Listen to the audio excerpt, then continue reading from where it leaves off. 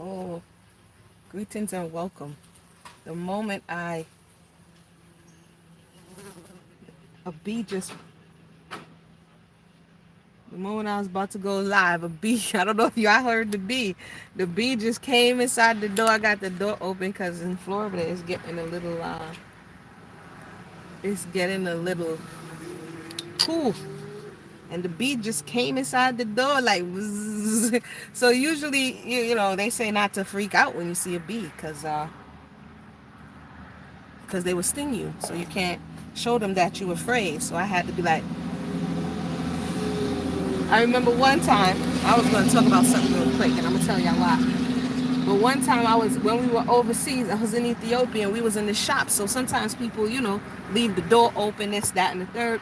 And a swarm of bees, like a swarm of bees just buzzed into that joint. It was just going all around. And the woman was like, that means it's good luck, you know what I'm saying? It's good things are coming your way. Bees, they say if bees don't pollinate our food, then we're gonna be hungry, right? And so that was very interesting when I decided to talk about this topic. Now you're gonna see some topics coming from me, and they're not necessarily me personally. They are. Hold on, y'all. Should I put this little orange thingy in here, or am I doing too much? Hold on. Am I doing too much?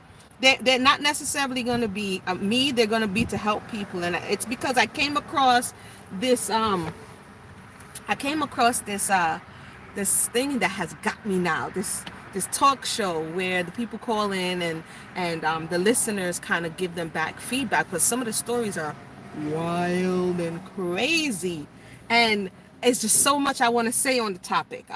But this particular topic about being stingy and being in a relationship with a stingy mate, people don't realize that it can cause the marriage to fail, cause the relationship to break down. There's certain expectations oftentimes being that come with looking towards the man. And the reason I put husband, because the consensus usually is that the man is supposed to be the provider, right? The man is supposed to provide. If we go by conventional wisdom, the man is supposed to provide, and the woman is supposed to take that which the man has provided and multiply it, right? Some people are like, nah, I'm on it, but we could discuss that on another time. So if we just go by that thought process, if the provider is stingy and he doesn't give you what you need to multiply, but has expectations that you're supposed to increase what he's given you, it causes a breakdown, not only just in communication, a breakdown in the process.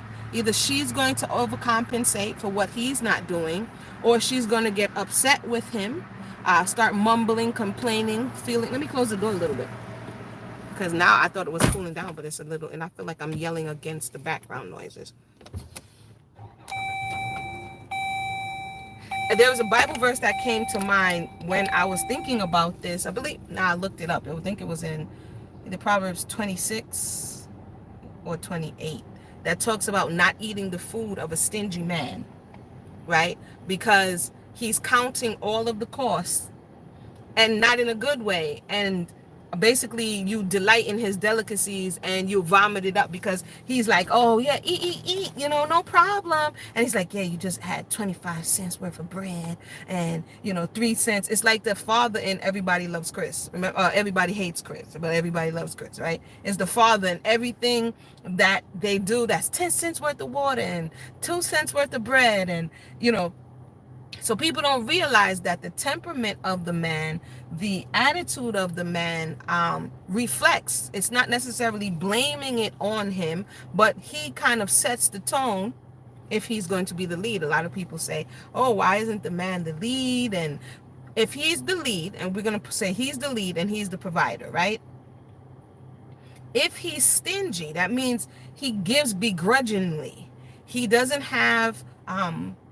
his hand is too tight around the resources, then that is going to not only affect the way the woman deals with him, the way she looks towards him. If she has to go through a whole lot of hoops to get what she needs from him in order to do her job, we're just doing traditional here, then that's going to cause some static in their relationship.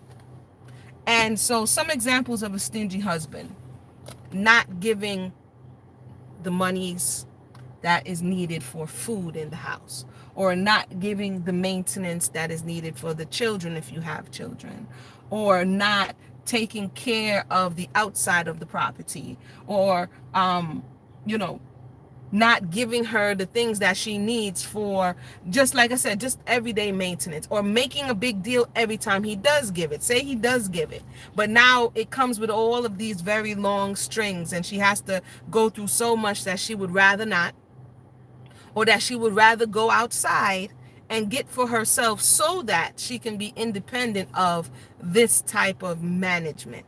People often talk about, why doesn't the man get respect at home, and why is the woman why can't she respect her boss? I just saw this yesterday. Why can the woman respect her boss and not come home and submit and respect her husband? I'm like, if we're looking at it from the perspective of the person who is providing for you that which you need to sustain yourself, if the woman has to go outside of the home, she has to. She's compelled. Not that it's emptiness or she wants something to do. She has to, for one reason or the other, go outside of the home to get resources to sustain herself and her household.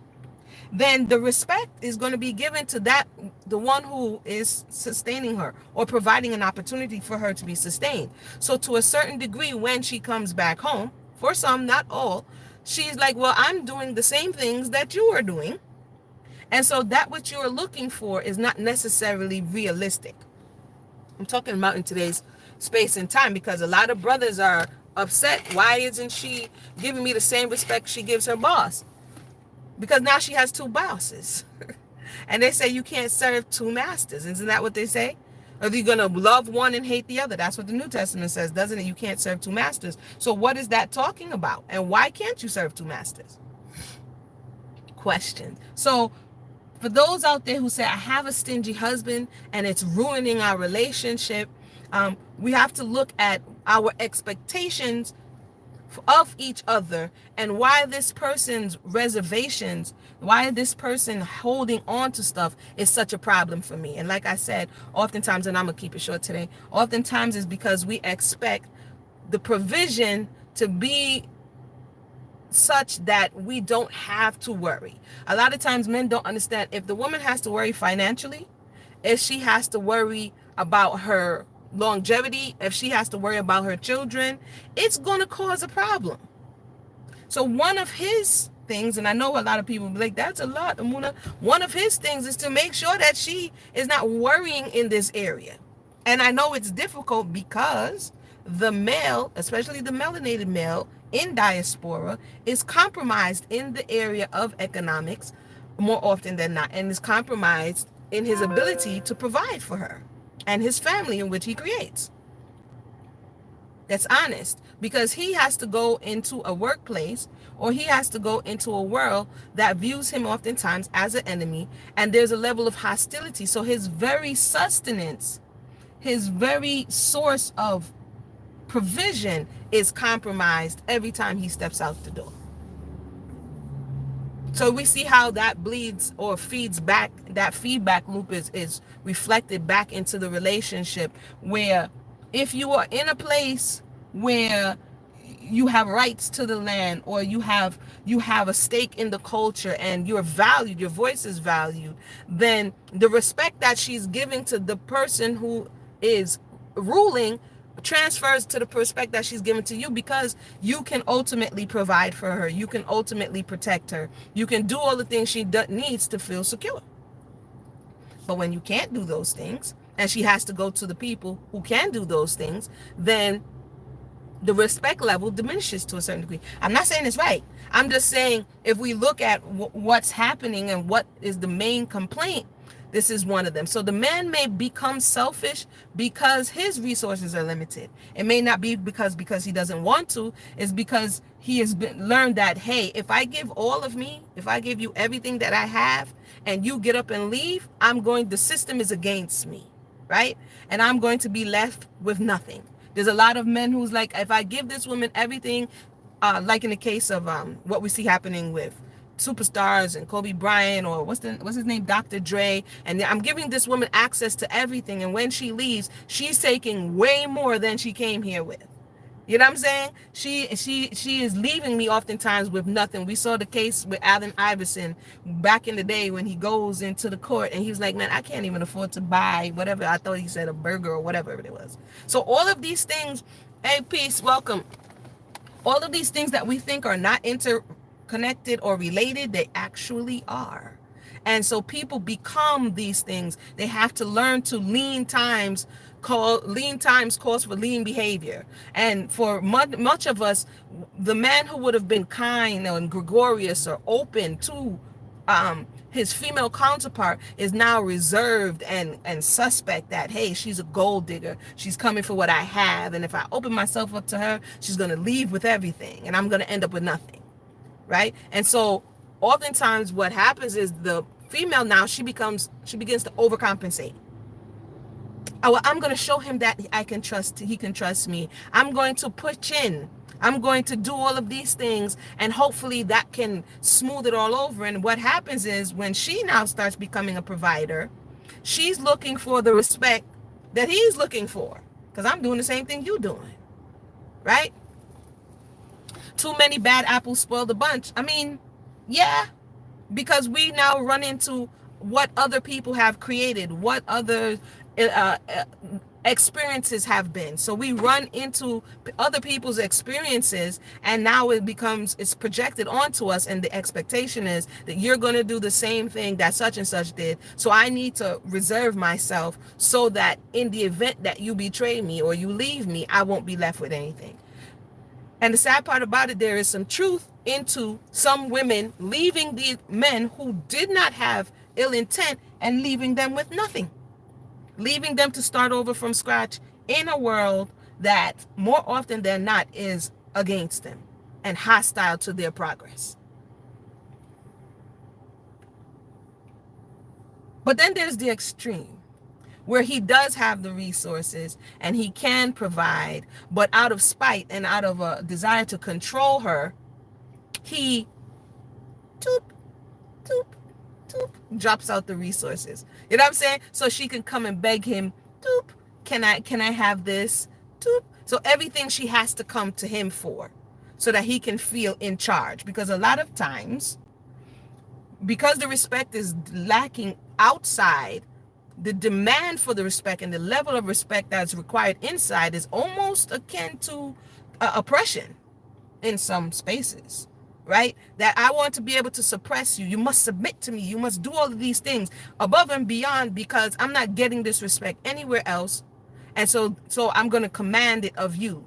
And I'm going to do so by regulating your access to resources. A lot of people don't realize that the beginning of feminism in this country, because they had these feminist movements in different spaces, but the beginning was in the late 1800s, and this thought of even the European woman not having access to resource, not being able to own land, not being able to vote. So the suffrage movement was the beginning of this feminist thought that, hey, my voice should be counted, my voice should be heard, right? And so her proximity to a male is the only way that she was validated,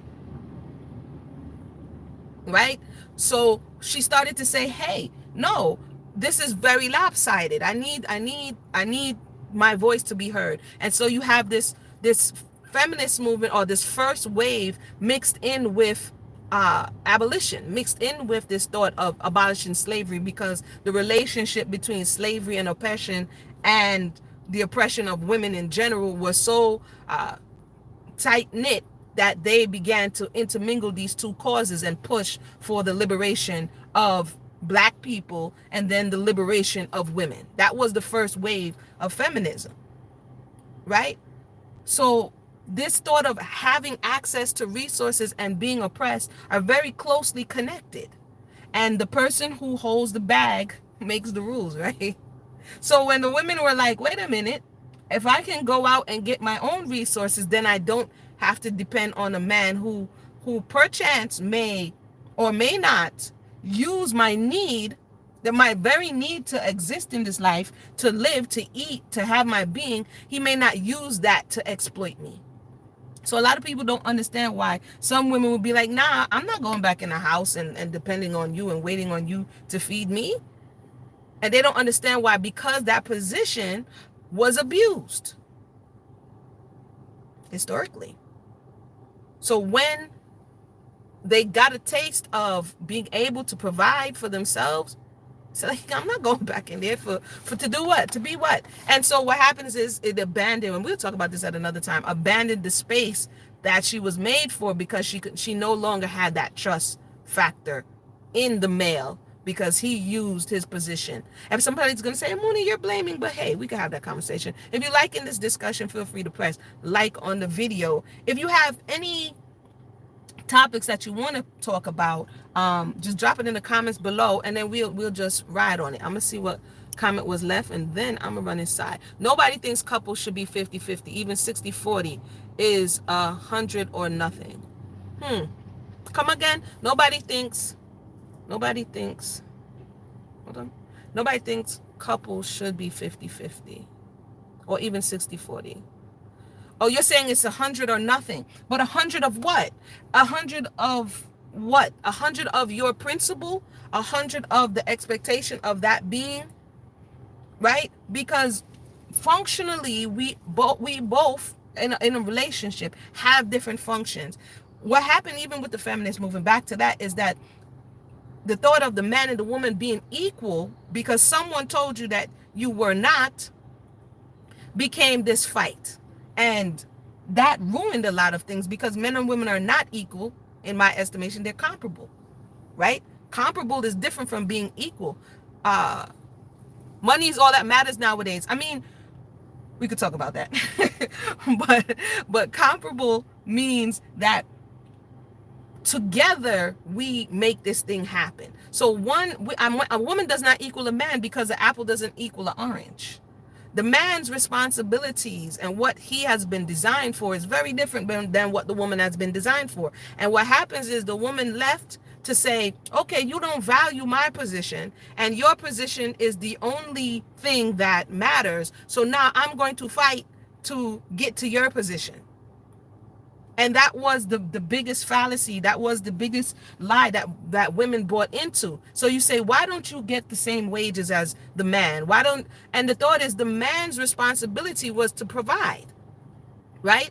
But now that the woman fought to provide, she's like, well, I'm not getting the same amount of money as you.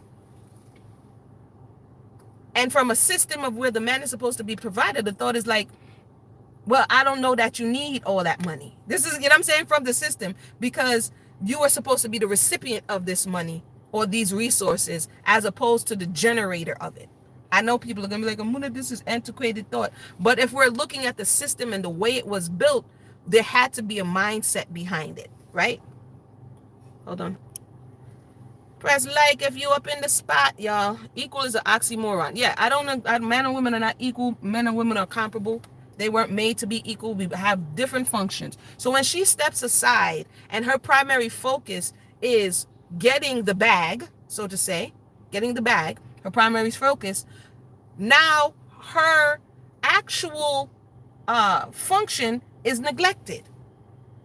Right? That's why they say it's a man's world, but that is also lopsided. So now we have feminism trying to say, to balance the scales, and now it's going out of balance in the other way, where now there's way too much feminine energy in the earth. There was way too much masculine energy in the earth, and now there's way too much feminine energy in the earth. And now we see masculinity being demonized, and way too many people now trying to be effeminate. You see what I'm saying? So they passed the mark of where we could come to a spot where, okay, now we're understanding what's going on. And now there is pure effeminate males who now think that masculinity is not something that one should embrace. So I was talking about stingy husbands. Don't know how I got over here, but y'all already know how Muna rocks. If you're new to the channel, understand sometimes I have a little ADD.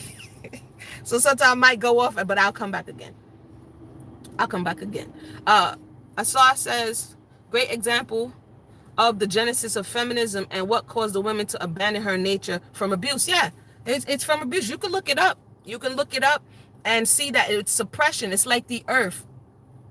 If they say women is the earth and she's the feminine principle, have you ever noticed, even like in that movie, I Am Legend, or just walk along the street, you put concrete over the feminine, which is the earth, who needs to breathe, who needs air, who needs to expand and to contract. What happens to concrete? What happens to the roads? What happens to the foundation that you use to suppress so that you can build? Eventually, it will begin to expand and crack up and grow through the concrete and do all of these things. So it's natural that after a while, if you're not allowing that principle to do what it needs to do, it's going to burst out of the box or the confines that you placed it into.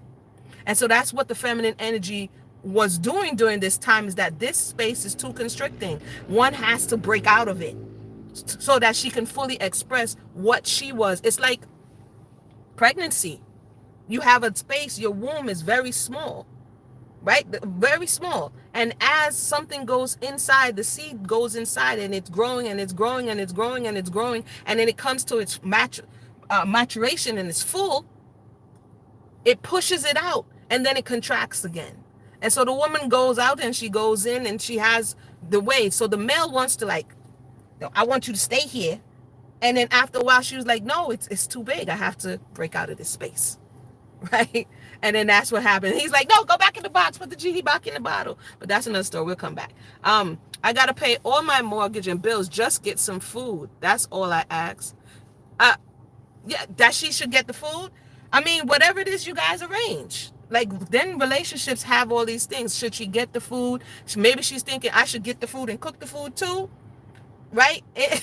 Should I get the food, cook the food? It's all of these, even though culture has changed, like these, like we talk about within our very DNA, there's a thought process like, okay, are you supposed to bring me the food and I'm supposed to cook the food? Or am I supposed to go get the food and cook the food too? It depends on, a whole lot of factors. But if that's what you require and that's the conversation you guys are having, it's the idea of the pendulum. Too many effeminate men, too many masculinized women. Correct. It has switched. It has switched.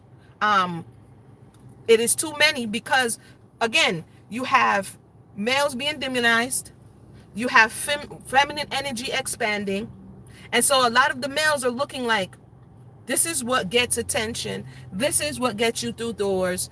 This is in vogue now. Right? Before, being woman wasn't in vogue. Now being a woman is in vogue. And you have a lot of masculine energy switching over because we have both of these energies within us, masculine energy and feminine energy.